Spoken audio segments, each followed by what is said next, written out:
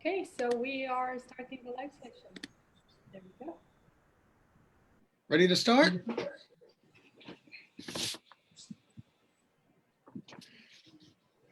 So we're ready, right? Yes. Ready. Okay, great. Thank you everybody for attending the latest Industry Talks panel discussion titled Looking Past the Crisis. For this topic, the jewelry industry is well represented geographically and in areas of expertise. The panelists today are Graeme Thompson, Worldwide Head of Jewels at Phillips Auction House, Narcisa Pheres, CEO and Creative Director of Pheres, co-founder of the GR8 Institute, and she is also the founder of these industry talk discussions. We are all appreciative of this. Kevin Ng, an advisor to the Hong Kong Trade Development Council and executive director of the Hong Kong Jewelry Manufacturers Association. Raluca Anghel, head of external affairs and industry relations at the Diamond Producers Association, and Paul Redmayne, head of private sales at Phillips Auction House. Thank you all for joining us today. And the first question is, how will the diamond industry change after the coronavirus? I think I would go to the diamond industry representative here. Representative of the Diamond Mines is Raluca. So if you would like to try to answer this, that'd be great. Of course. Well, first of all, hello everybody from very, very hot, uncharacteristically hot United Kingdom.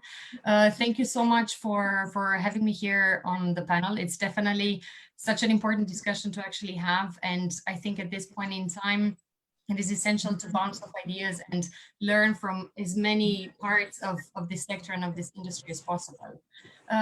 With regards to the changes of the diamond industry after this pandemic, well, it's something that all of us sort of ask this question, and it's important to tackle it from a completely new perspective, and that is, we've never lived times like this.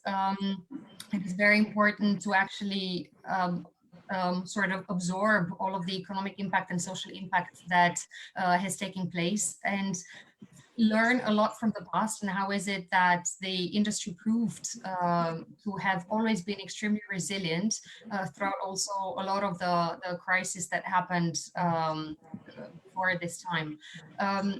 What I can definitely say is that from my perspective, the diamond industry is incredibly well placed to actually still stay relevant and emerge even stronger once we, let's say, once we have the world reopen.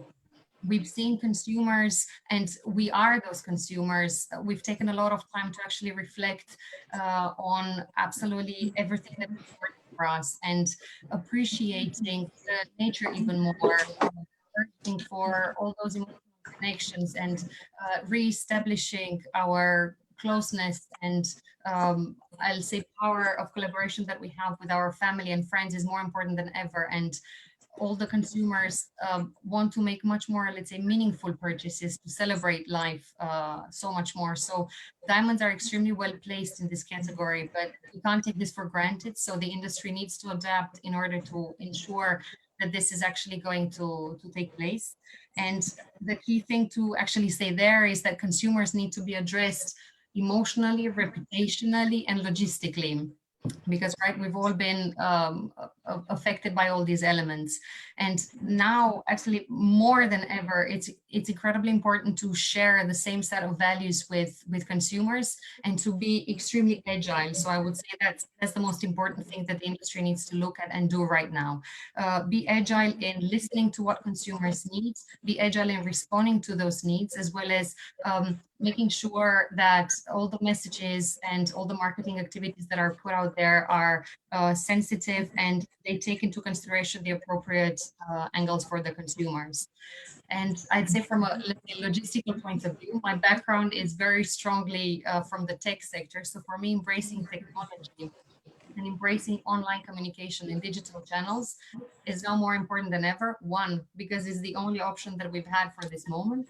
And then two, we've seen that this has actually changed the way a lot of the consumers buy for products and for diamonds. So you need to make sure as an industry that you guarantee that you continue your communication with consumers via those channels. So be where the discussions are actually taking place. So for initial thoughts, this is what I would say with regards to the changes of the diamond industry. Okay, great. Let me see.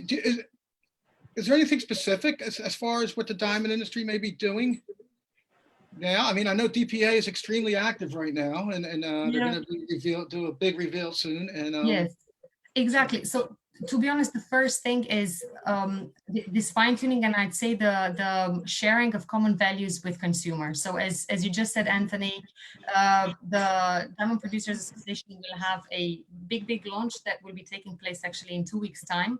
We will be going through a total rebrand, both in as an organization as well as all of our digital assets. And the key learning point that we had there is that for us, it was very important to speak about the power and the beauty of natural diamonds in a new language and to a younger audience.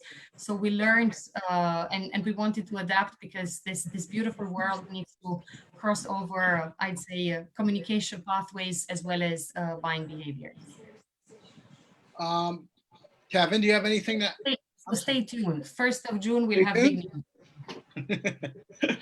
Okay.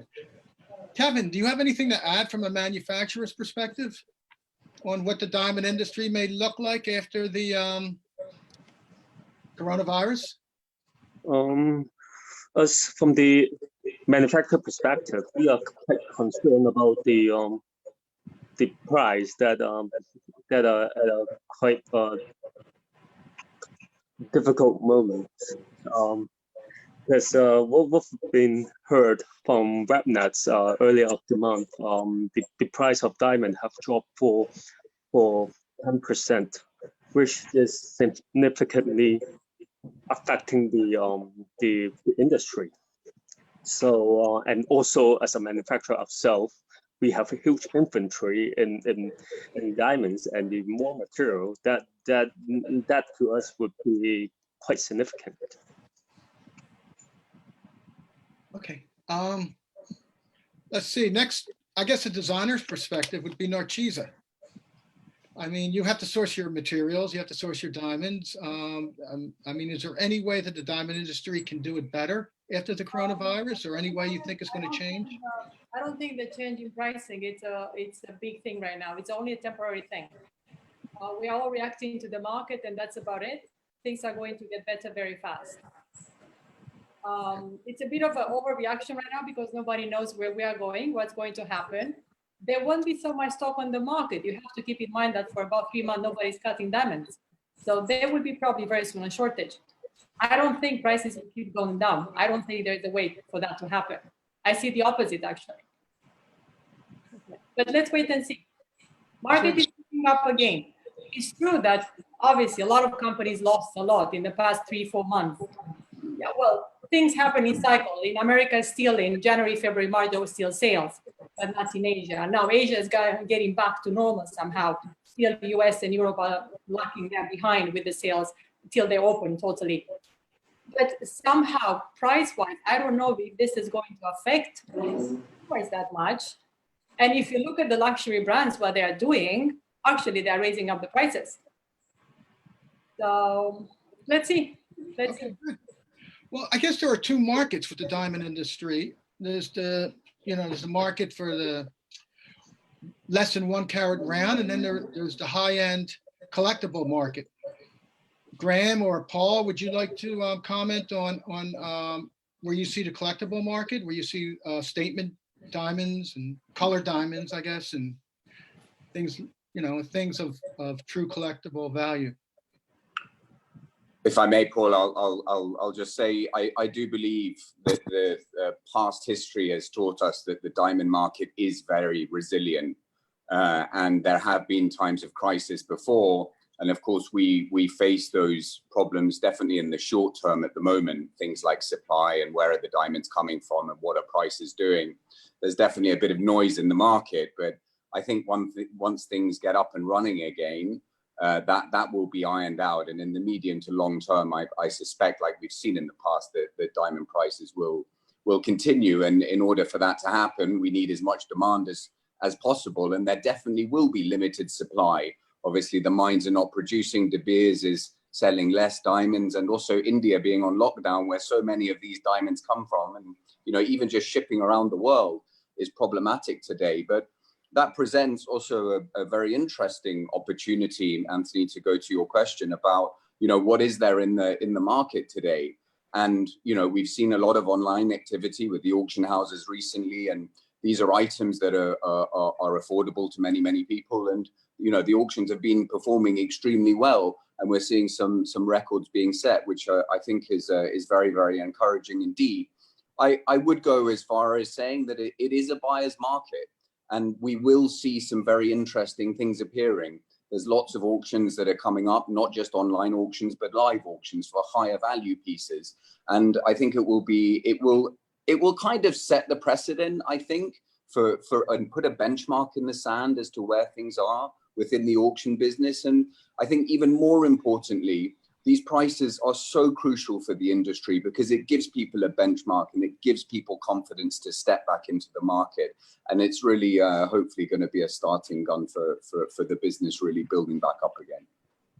And to your point, Anthony, about the higher value, the very special pieces, there's a similarity between diamonds, gemstones, and the real estate market. So an uber prime piece of real estate remains an uber prime piece of real estate. And it's the same with the best in class, whether it be the diamonds. Diamonds have come, of course, we all know they've come a little bit softer now. But the gemstones as well, the colored gemstones. So whereas you might be more comfortable to buy a D-flawless online on paper, with the gemstones, the nuance of the color, and you need to see, is it your color? How does it look on your skin? And so that there's a delay. The demand is still there, but there's a delay in the interaction until we can do face-to-face again. But we're seeing clients interestingly coming out. So the collectors know that prices are a little bit softer now, but they're coming out, and they're coming and they're saying, right, I'm looking for this. If you see this, if you hear of this, this is what we're looking for. How much are the prices? And they're testing. They're testing now. They want to know. So the appetite is definitely still there. I think something so important to the diamond industry, though, is, how do we interact with the consumer? And for me, the one thing that is very unclear at the moment is, given what's happened, how do you, sitting on the other side of a counter, speaking with your customer, how do you interact with them and allow them to try on jewelry and fall in love with a piece of jewelry? Why? Because it's all about touch and feel, isn't it? And I think consumers today are definitely going to be a little bit afraid of that close contact. And that's something as an industry we really need to think about. Yeah, I couldn't agree more, Graeme. And to be honest, I think we'll also discuss about it going lower down. But of course, now consumers got the chance to use online channels so much more to actually do their initial research before they would end up going and interacting with somebody in a physical store. And definitely retailers need to ensure that they create that safe space, because everybody's so much more sensitive right now. So you need to do it in a way in which you both let consumers get immersed into the pieces of wonderful jewelry that they would like to buy as special gifts for themselves or for others.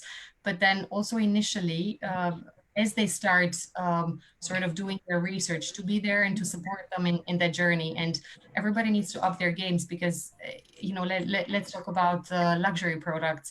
You go in a store and you expect a luxurious sort of treatment. So you expect the same thing now from those brands also online. So it's crucial that you start doing this already initially, and then do it in a safe way in stores. It's a challenge. It's definitely doable, but it does require some innovation, I think.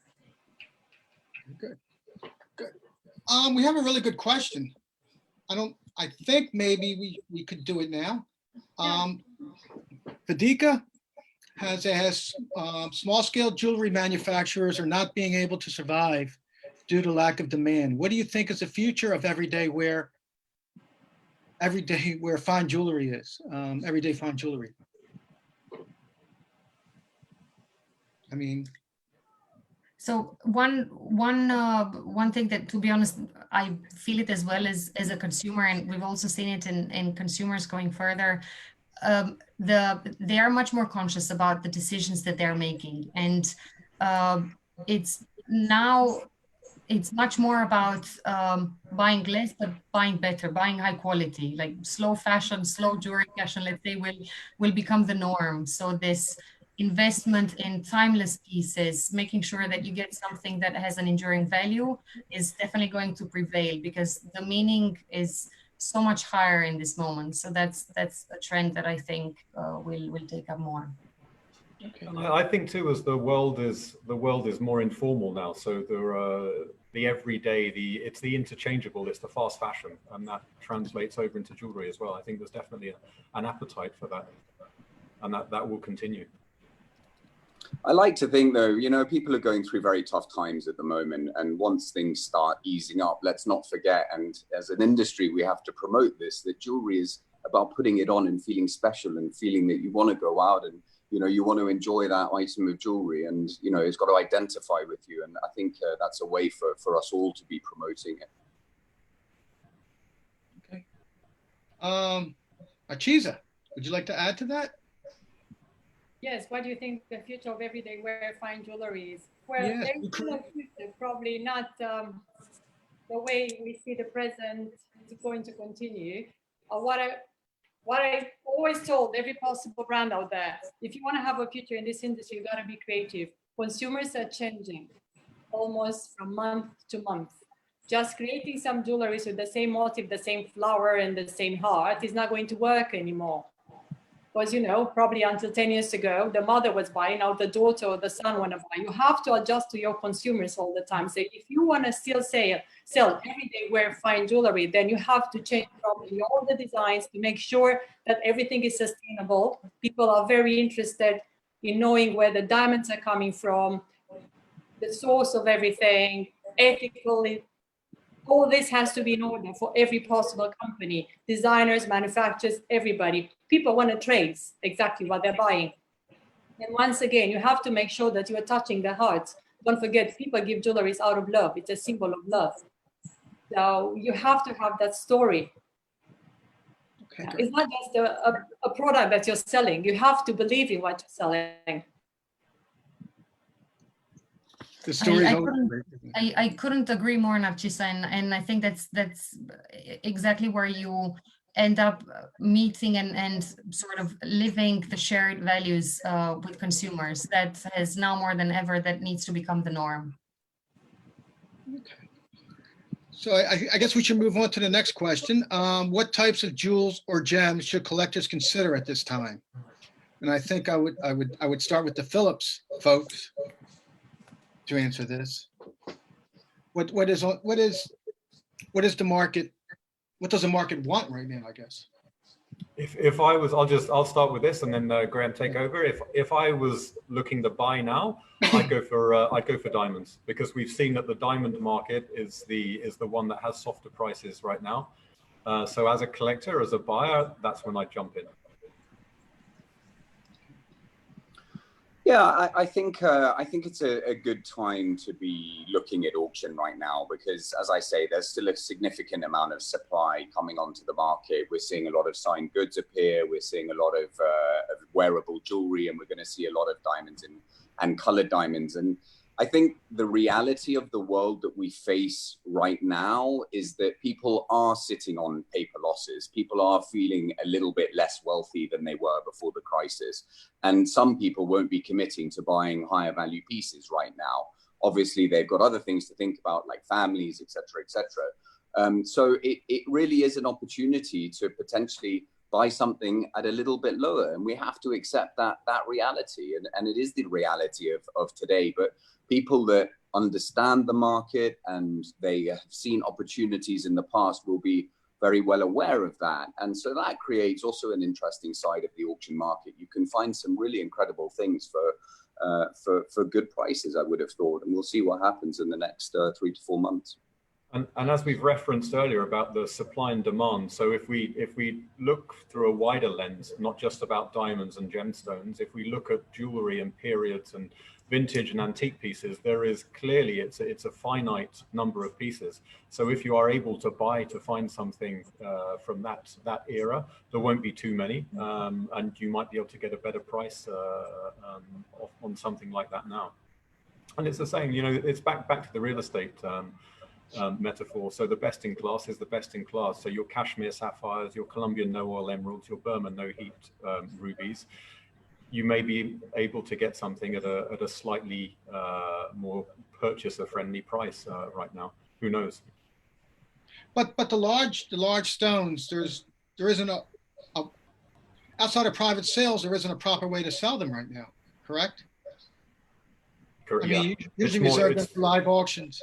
Yeah, it's more challenging. But again, when you see how the industry has changed, you know, I started in retail. I started at Cartier in 1997, and we would be sitting there and typing letters and sending them off to clients. And now, here we are. It's all done on WhatsApp, WeChat, and some on email, but it's basically on social media. So I'm sitting in Dubai. I've got the team in Hong Kong. We're sourcing stones in wherever, and we have client in wherever. And it's just connecting the dots. So it's a lot easier. In that sense, it's more instant, it's faster, it's easier, and you can do a video, you can shoot the pictures, you can get the certs, you can pretty much do everything remotely anyway. And I think this whole situation has just accelerated a trend that was happening anyway. It's just brought it way forward. I don't think we've necessarily gone in a wholly different direction. It's just brought what was going to happen, brought it forward a bit.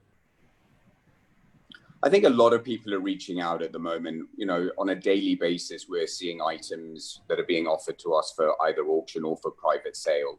And, you know, that's an interesting world for us to be working in, because it means we're seeing a lot of material, and you know, it's our job to really advise people about, you know, how they dispose of those items, whether it's through auction or private sales. And ultimately, it's for them to get the best price in a manner that they're happy with.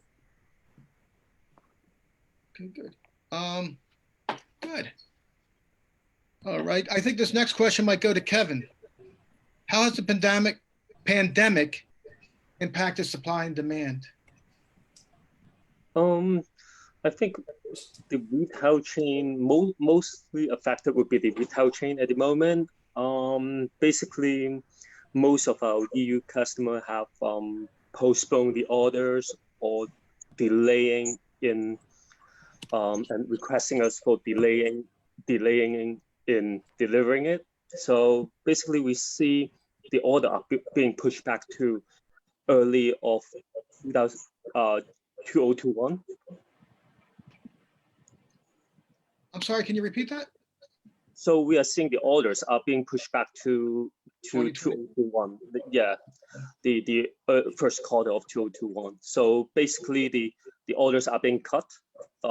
Just for example, maybe for 10,000 pieces order, now is being cut down to about 1/3, and the second and the remaining 2/3 being delivered next year. Okay. Okay. Now, are you able to get materials to manufacture? We don't see there's a shortage in the supply chain at the moment, because in Hong Kong right now, the offices have resumed normal for over the past 3 weeks. So basically, all the stone dealers are in regular transaction at the moment. So it's only about the logistic that as early as one of the Mr. Thompson have said, the delivery from one point to another point would be a problem in terms of logistic arrangement. Another point that I want to make is the only problem that we have right now is the goods being transferred to our factory. That is delayed. That is the only point where we are mostly affected. Like, just for example, because my factory is located in Guangzhou. Before the pandemic, it takes only 2 days to have our goods being delivered to our Guangzhou factory. At this moment, as of today, basically it may take you up to 2 weeks in order to have one parcel being delivered as in raw material to your manufacturing facility. So the production time has been prolonged. Do you see that going further through the end of the year, or? We think it will recover, but but it's a matter of time. So basically, we are waiting for the reaction of the US customers and also from our European customers to see when their actual economy resume and the outlook and the actual figures. We are planning for that because, yeah. But we see a bright side from the Chinese market at the moment. We see new orders are coming since they have resumed the economy. So there's a good side, and so we are optimistic about the future. So one thing I realized actually is that people don't want to carry, companies don't want to carry stock anymore. So manufacturers will strictly manufacture their orders, but nobody will create new collections anymore. I think with this regard to supply, there's different levels of supply depending on which point of the pipeline you're at. One area of supply that we've struggled with is getting laboratory certificates from the likes of GIA or SSEF or Gubelan, because it's, you know, either the laboratories have been closed or the shipping to and from the laboratories has been very limited. So, you know, that's definitely had an impact on our business. And I'm glad to see GIAs opening more and more slowly. Yes, they just announced that they're opening 5 labs, I think. So I that's see some interesting questions here, Anthony. There's one about from a viewer. What do you think lab-made diamonds are going to take over natural diamonds? Do you think so? Anybody? Do I think so? No. I don't. Yeah, I don't think so. When people ask me this, I give them the example of, say, a Rothko. So if there is a Rothko, everyone knows the print, everyone sees it, many households have it. Now, when that Rothko comes to auction, is the price lower because millions of people have it on their walls around the world and it's not the real thing? No, if anything, it enhances it because then there's wider knowledge and there's wider. So no, I think I don't think they will. Of course, there's a place for them, there's a space for them, as there is for everything in the market. But will they replace diamonds? No, natural diamonds, I don't think they will. People make a mistake. Lab-grown diamonds will never compete with natural diamonds. They are totally different things. If there is ever a competition there, I would rather look at Swarovski or other products. Right. I wouldn't compare them with natural diamonds.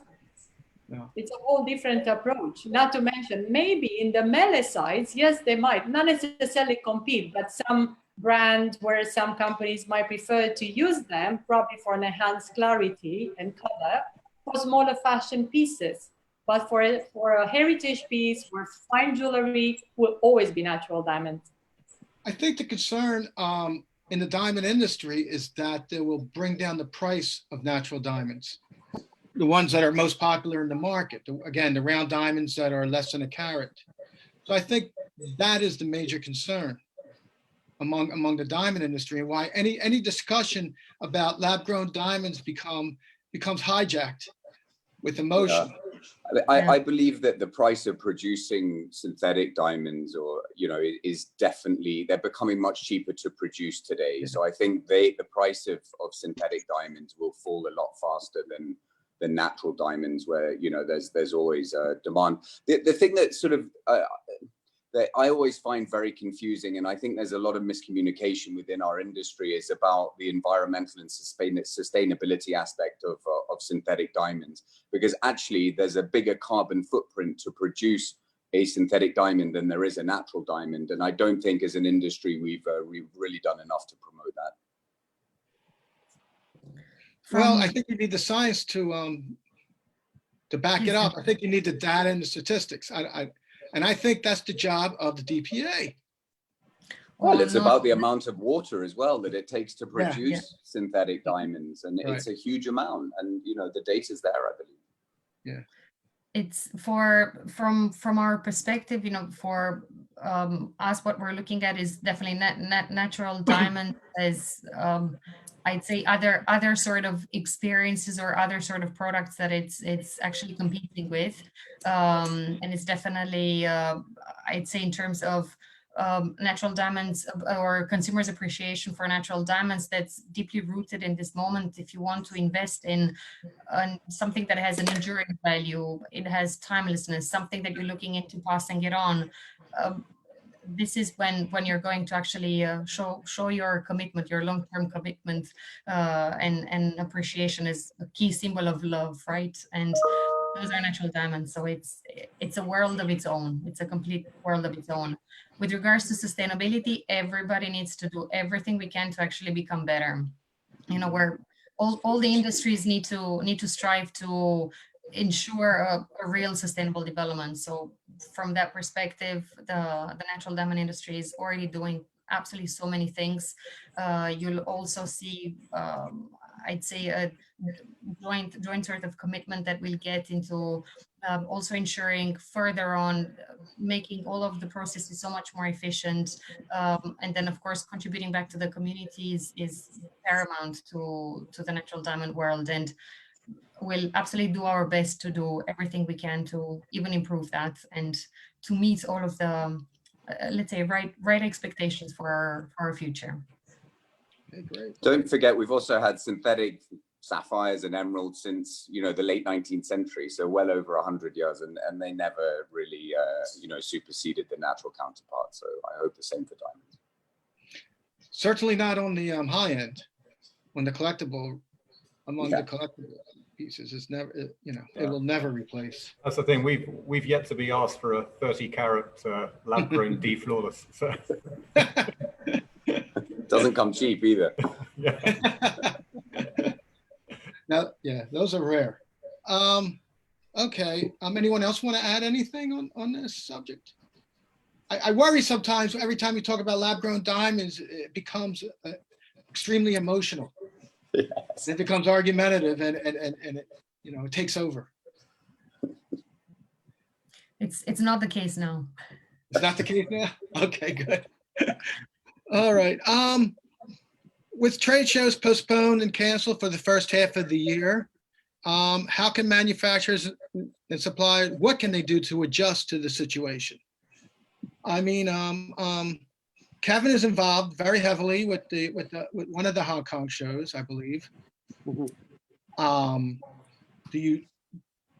How important, I guess the first question would be, how important are these type of shows for you? As for the whole industry, it accounting for, I think, over 50% of the revenue in terms of manufacturing orders. So that's quite significant. Okay. Oh, okay, great. So what are you going to do instead? We see a lot of fellows, as we have said earlier, they are changing the business model to more B2C at the moment, from manufacturer directly to end consumers. And we see a lot of new corporations starting with auction houses. And one interesting area where we see, especially from the Chinese market, we see a lot of KOL, they call that the key opinion leader, coming up, selling jewelry online. So we see a lot of small manufacturers are actually doing that right now with partnering up with KOLs, doing the Chinese market, and doing auction pieces. So they started to change their SKU, like in terms of material use and the how big the pieces should be. So the opinion are quite mixed at the moment. So everybody is trying their own strategy. Okay. Is there a strategy with now your company? Does it go directly to retailers? Pieces you make? We do work with some of the retail chain in China, and also the retail chain in Hong Kong, and also some from the US and UK. So yeah. So are you changing your strategy to communicate with them, or? Those are the bread and butters, to my personal opinion, like because they have the huge orders which could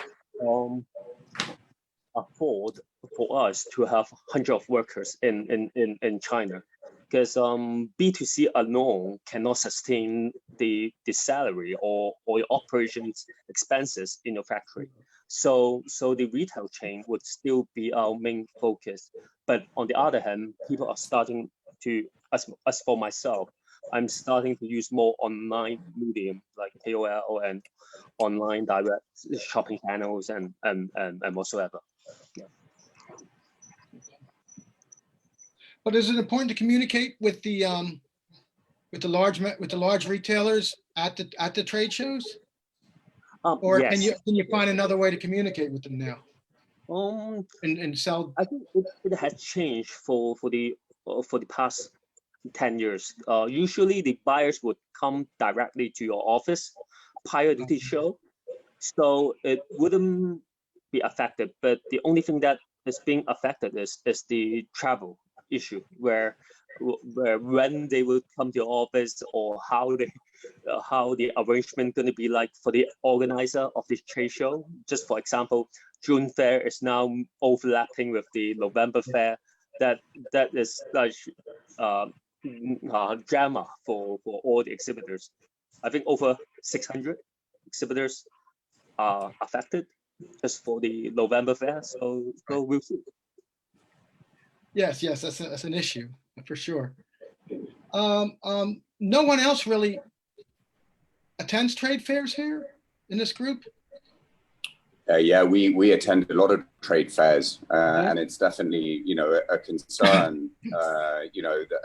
I don't know when trade shows are next going to actually start. And, we've got even September in Hong Kong. It looks very unlikely that people will even want to travel, whether they're European or from China or wherever that may be. So it's, it is a bit of a problem. I think, we're a very globalized industry, but within that, global network, we're actually quite a small community of people. There's probably 2 degrees of separation between all of us.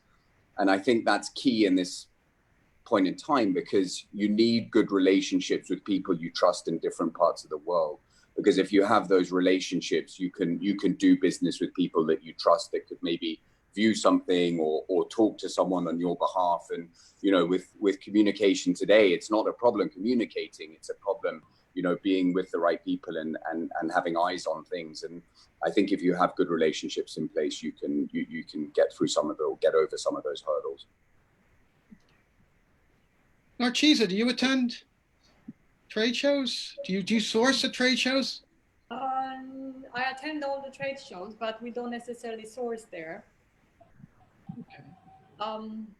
For us, we try to be exclusive and keep our products basically out of all the shows. We don't like to show them publicly. No. We have a different strategy. But I saw there is an upcoming show, I think, in Miami. JCK and all being canceled. It's going to be, I just got news. JIS show in Miami. Yes, so they are trying to get everybody from all the other shows that didn't take place in the US. So I might be attending that one. Let's see if I can travel. Hopefully. I saw Anthony also wrote recently about Vincenza Oro actually taking place in September. Yes, Vincenza Oro and Oro Arezzo in July. And they don't even know if anyone from another country is going to attend. And these are huge issues that also, Unless they want to have a holiday in Italy, maybe Europeans might attend. Right. It's a wonderful time to be in Tuscany. And but this is the challenge. I'm sorry, what? Sorry, this is the challenge though, because even if the trade shows go ahead, and say there is a window where the trade shows can proceed as normal, how many people have the appetite to fly in? And then you see with various airports, and people talk about the second wave, the third wave, and every country is at a different stage on the process, right?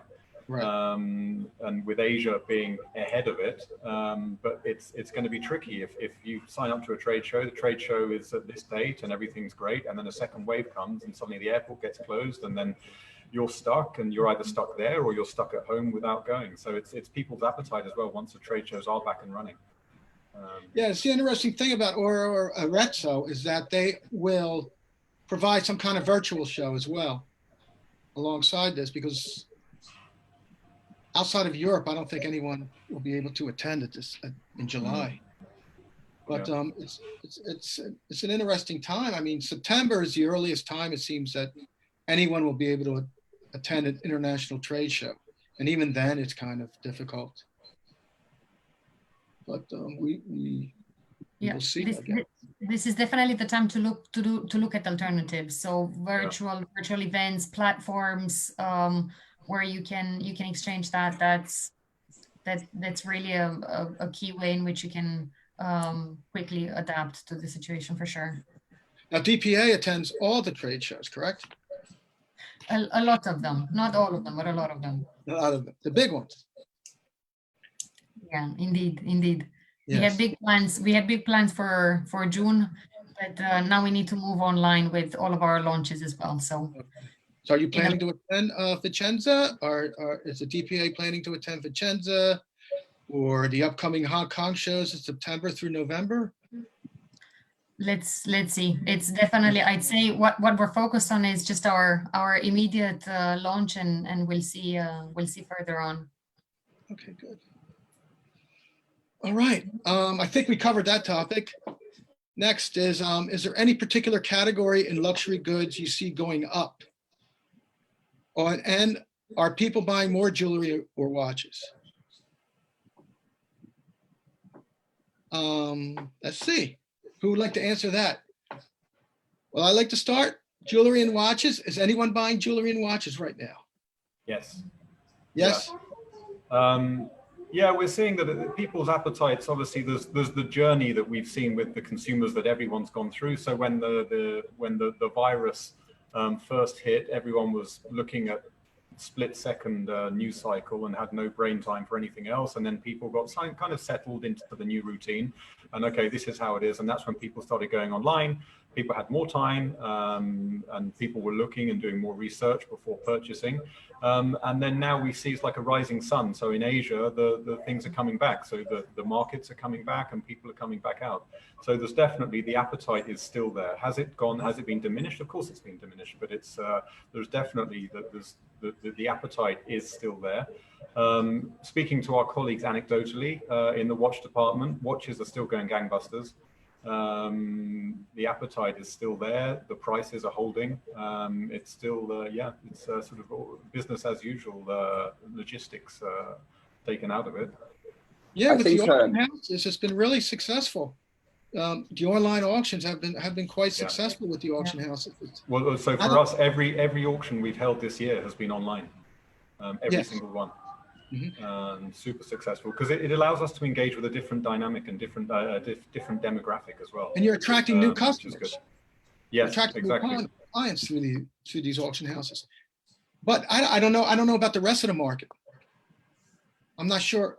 And I think one of the issues, even if they want to buy, is being able to provide fulfillment. Yeah.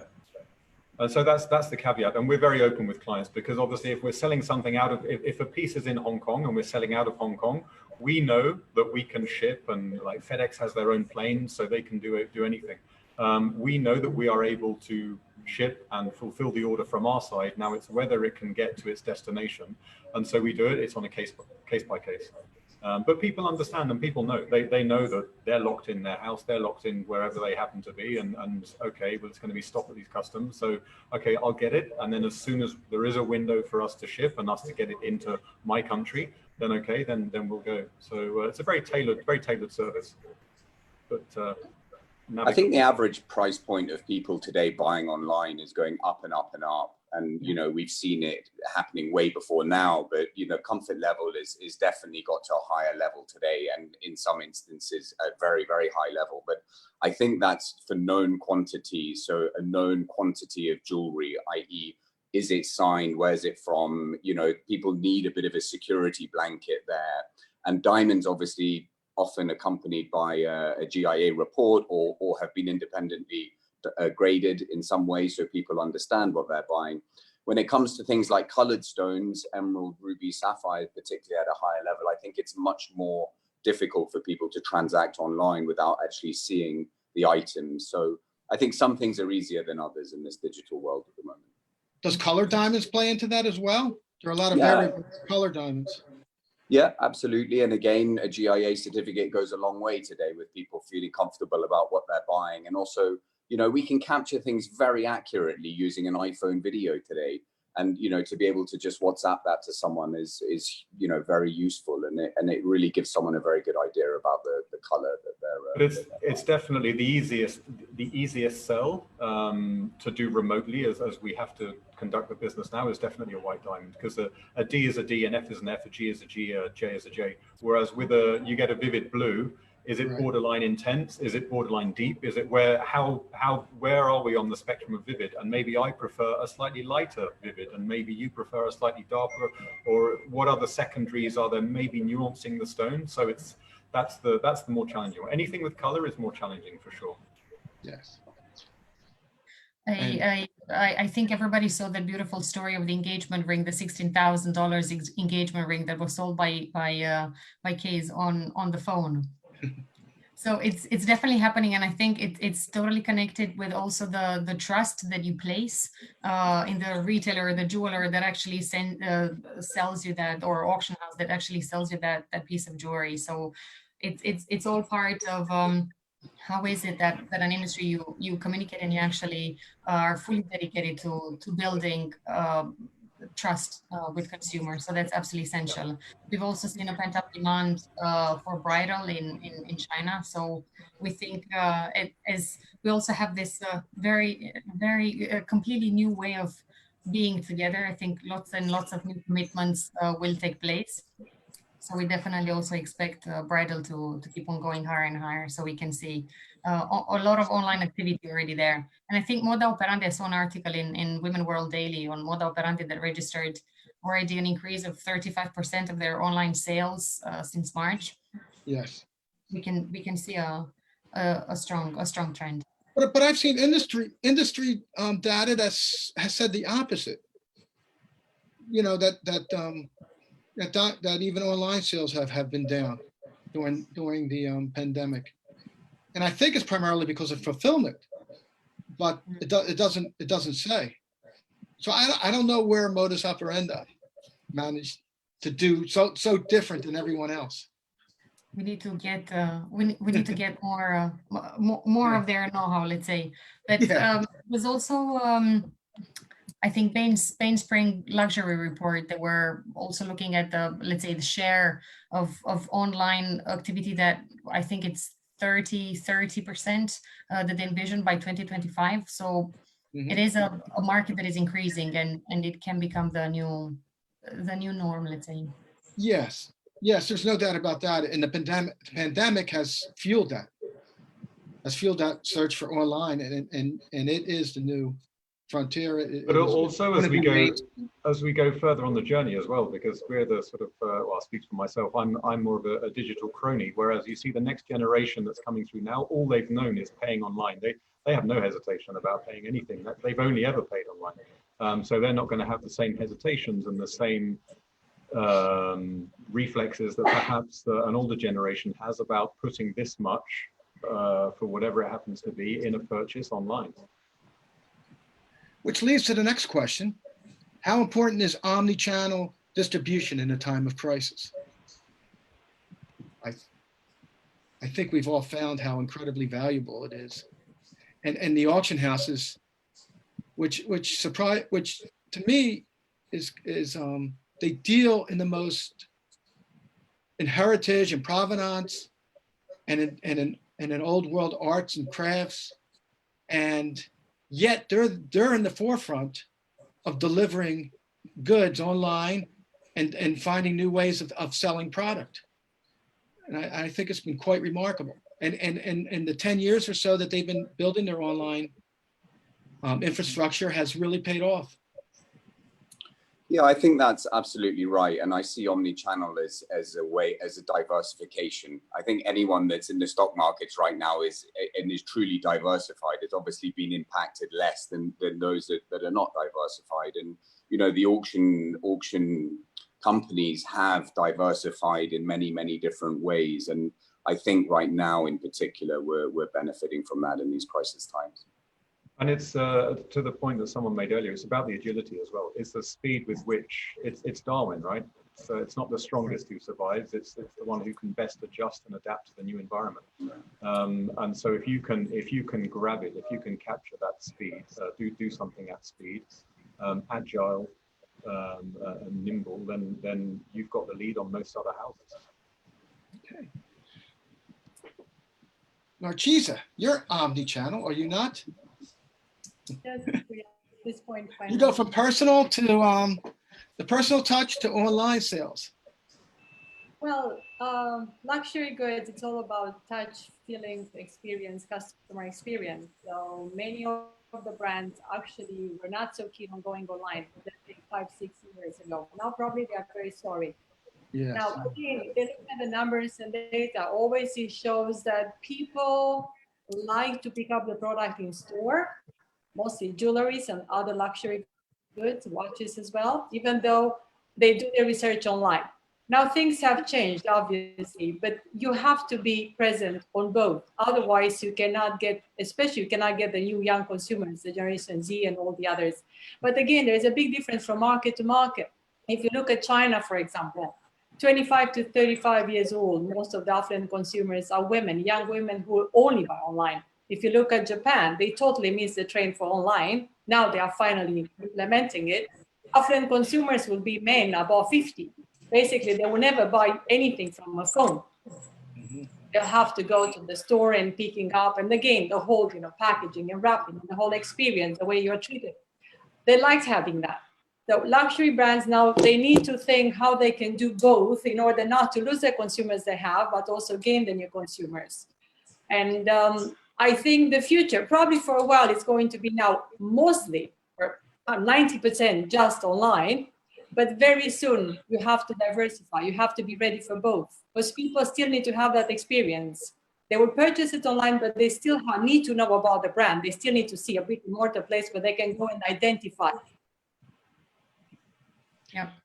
And it's actually this complementarity that is absolutely the key to success. You can't do one or the other. They need to complement each other, and you need to maintain the same level of finesse and elegance on all of them. So you need to be careful, because online is the first for many, and especially if you want to actually reach new consumers, new markets, it's online that they first interact with your brand and your product. So you need to make sure that that is essentially the same sort of experience that you're going to give them when they come and they touch the product, which is, let's say, the final ending point of them before buying the product and seeing who is behind that brand that they saw online. So complementarity is absolutely essential, and definitely agility is what we support. Shopping, they will very soon miss that, I tell you.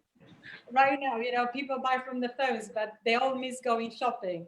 Oh yes. Yeah, that's It's the speed as well. It's the speed of fulfillment of the purchase, and that's it's in part one of the reasons why I left retail to come to auction, because auction, people's minds, clients' minds are very focused. The auction happens at 2 p.m. on Tuesday. If you come at 2 p.m. on Monday, you're too early. If you come at 6 p.m. on Tuesday, you're too late. And so you get this feeding frenzy that occurs for that slot. And it's if I miss it, then that's it. Whereas when I work for the big brands, if I send you an invitation to come and see the new collection, by definition, it's going to be there another 6 years. So I don't need to come on Thursday. And it's that speed. And then now, if we pick up our phone and if the page doesn't load in 2 seconds, we think either the Wi-Fi is broken or the phone's broken. And yet you have to suspend that when you go into the luxury environment, and it takes 6 months for the design to come and then 6 months for the manufacture. And that doesn't resonate with the younger consumer coming onto the market now. Do you see younger people coming into the online on the auction markets? Massively, yeah, Yes. massively, yeah. Because it's fun, right? We've all been conditioned. We've been conditioned by eBay, so it's everyone knows what an auction is. Yeah. To be honest, Paul, I checked out the new auction that you just kicked off now. It looks absolutely beautiful. Isn't it? The colors, they've done an amazing job. Amazing job. It's very cool, and I can see that it's a new target audience that you're pretty much also looking at, and that's the point. You need to make sure that you get the sharing of values, and that speaking the same language is absolutely paramount. So good luck with that, and honestly, it looks absolutely beautiful. You know, I think today you have to speak to potential buyers in a different way. When it comes to jewelry, I don't think younger buyers today want what their parents had or what their grandparents had. I think, you know, we should all be thinking about how we can do that differently. And buyers today would be quite happily walk into a gallery and buy a piece of contemporary art or a cool watch, and absolutely they would go for that item of jewelry if it's you know, if it fits within the parameters of what they're looking for. And that's one of the reasons that we put together Refresh Reload. And one of those, just saying about how the world has become more informal and appealing to a younger demographic. So one of the coolest for me pieces on there is this little pin brooch. It's this little dog, and he's on a skateboard. It's a little puppy on a skateboard. He's got a jadeite body, and it's brilliant. It's brilliant. That is a brilliant little piece. It's fun. I'm waiting to see what that how that sells. Yeah. What it achieves. And who buys it? What region of the world buys Exactly. it? What region and what Asian. age? And yeah, absolutely. Yeah, it's very cute. And to be honest, it's the sense of authenticity. You know, you're speaking about millennials. For them, luxury is above and beyond, absolutely beyond the status value. It's so much more about authenticity. They look for values. They need to reflect the natural of whatever they're buying needs to actually reflect their core values, and it's essential to be able to also look at these trends and deliver also this type of products that connects the most with them. Absolutely. We'll also be looking at that as an organization. We're very interested in that, because it's important that we support in any delivery that we can on this trend wagon. I can't say anything more, but we'll discuss in the beginning of June. All right. Let's go to, we're almost out of time here. How do jewelry brands regain the momentum and attract consumers? What are some strategies from the let's start with the manufacturing end. Kevin? Design. I think that is the key. Your product must say for itself. So yeah. Okay. Narcisa? Definitely creativity. Again, you have to keep in mind that you are designing for people. You need to understand people to make them believe in you. A lot of the manufacturers made the mistake to think that they are selling only B2B, forgetting that actually the consumer is the one who gets the business, and they need to love them and enjoy them. One interesting trend I see recently, gender fluidity. We actually came up with collections as well, unisex collections, multifunctional pieces as well. People are becoming more and more complicated, but they want to have fun.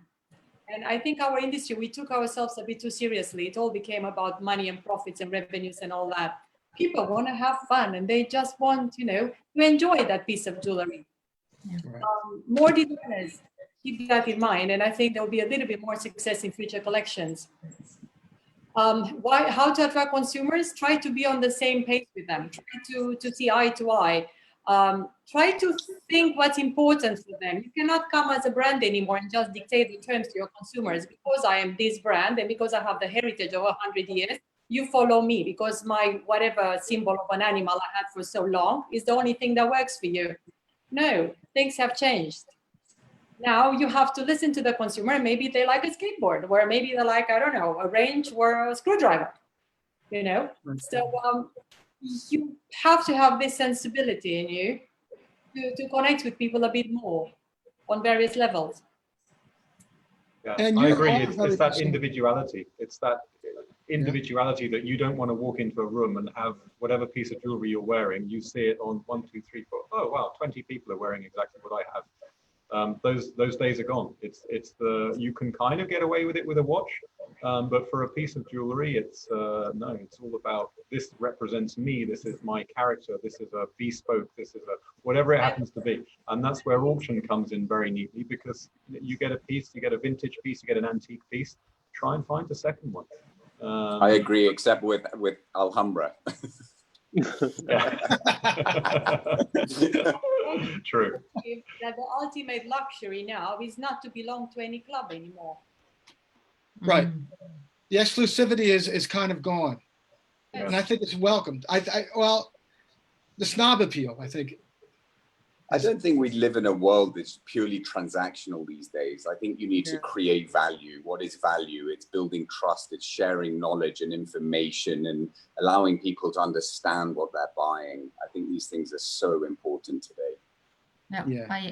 I couldn't agree more, Graeme. And that's, to me, that's the key to making sure that you align with your consumers on exactly these values. They need to fully understand what is it that they're investing in, because that's such a personal part of their lives that they need to do something. They need to buy something and invest in something on a long term that that they can associate themselves to. Okay, great. We're just about, can we continue on, or an hour is up?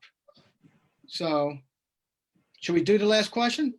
Let's do the last one as well. All right. What's the demographic of the clients? Referring one of a kind and exclusive pieces. Do you see any shift in this group? We've been talking about this a lot. And the younger consumers, there's definitely a shift toward authenticity, toward individuality, toward sustainability. Anyone else like to continue? Yeah, we've seen so in auctions. So for our ultra high net worths, we've seen the clients getting younger and younger. So there's about a probably 20, 30 year age gap between our clients in Asia compared to our the Western counterparts. And it's more informal. The world is more informal now. So people will come and they'll be wearing their Yeezy sneakers, tracky bums and t-shirts. It's a far more informal interaction, and everything's, you know, you start the WhatsApp, hey, it's not that dear so and so on the headed crested note paper, etc., etc. So yeah, the world has changed, got more informal, got younger, and I think Narcisa, you said about the ladies, it's very much, certainly in Asia, it's the self-made ladies who are buying for themselves. Counts a super strong percentage of our clients. And One thing in the watch world is that people are steel sports watches are really popular now, and it's a trend toward people wanting to wear one watch throughout the day, no matter if they're work, play, activities, or doing something more formal. So this casual trend is really taken off. Yeah. I'm sorry, Raluca? Yeah, I was just going to support the point of having a lot of powerful women that want to celebrate their success, celebrate themselves, and it's definitely not only an emerging, because it's already here, but it's a very strong part of our target audience. And I think also younger audiences, definitely more so. We're even looking at starting at 29-year-old that are just looking for elements to actually express, have them connected to naturality and actually help them express their authenticity and originality.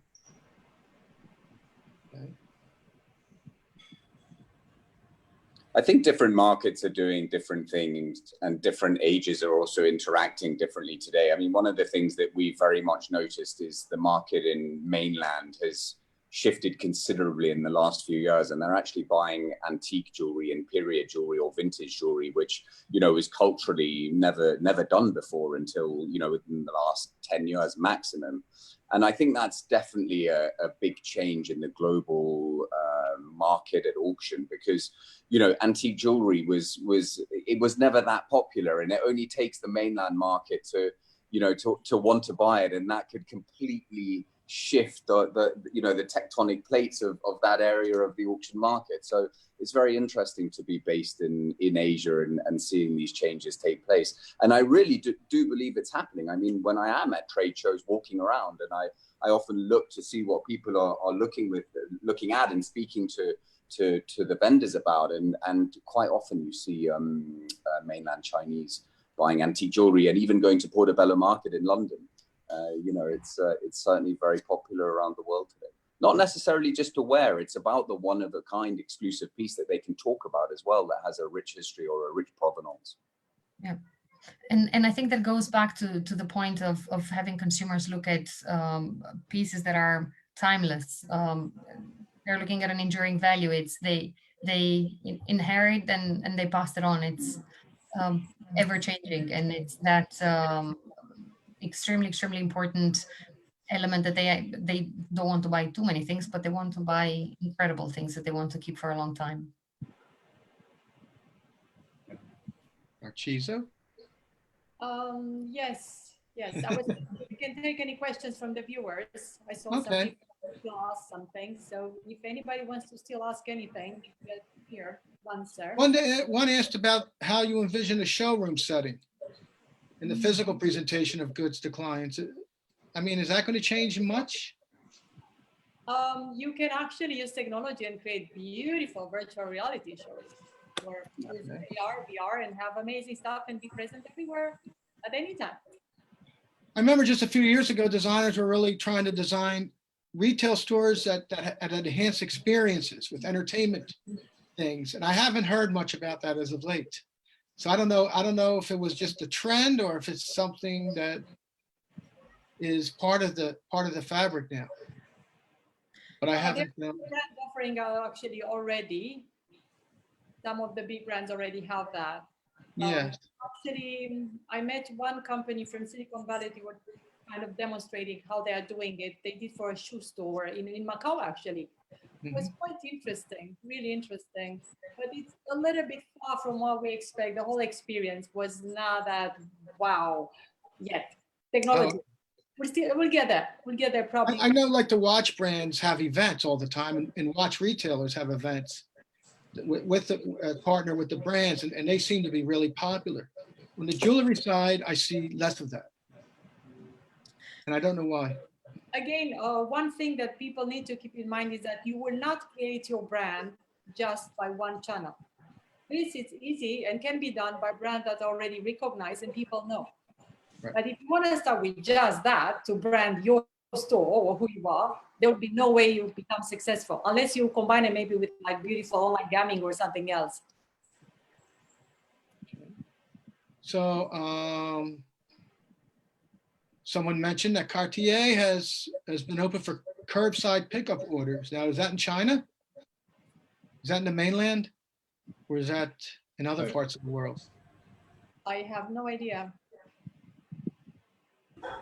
I think the stores in China will be open by now, pretty much. So I doubt it's in China. Okay. Okay. Well, we've gone beyond the hour, and it was a really great discussion. Do we have anything else to add, or do we want to end this? Apparently, the answer is here. It's in the U.S. Oh, okay. It's in the U.S. the Cartier. Seems that way. Okay. It's good. It's entrepreneurial. Yes. Big brands. I mean, these large heritage luxury brands have been really versatile. They've been really quick to respond to different things. I hope I don't have to do a drive-in to pick up my watch next time. Right. I was going to say, I can see the question coming up now. Where does the insurance kick in when you exit the Cartier store and in that little bit on the sidewalk before you get to the car window? If something happens there, who covers it? This is where the entire system needs to work together to innovate all of these elements. Mm-hmm. Exactly. No, but just as we're closing, honestly, thank you so much for this. It's I think. Yeah. I think everybody just highlighting the fact that we need to be agile to any change that is going on now. There will be a new normal, so we just need to look at what is it that we can do to be there. From the Diamond Producers Association side, we're definitely looking how is it that we can support consumers with natural diamonds in getting their love and commitment and those important elements for their lives that will always stay there and now will become even more important. So thank you so much for this, and keep in touch. Okay, great. Thank you so much for everyone and for all the people viewing. It was a really good discussion. We could have probably gone on another hour. Yeah, we could have. But we'll have to get back to work, I think. But thank you for having us. Yeah, thank you. Thanks for organizing. Thank you, Narcisa. Narcisa organized this and doing wonderful stuff. Most grateful. Pleasure talking to you. Thank you for sharing. Thank you. Okay. Thank you. Bye. Bye. Goodbye. Bye bye.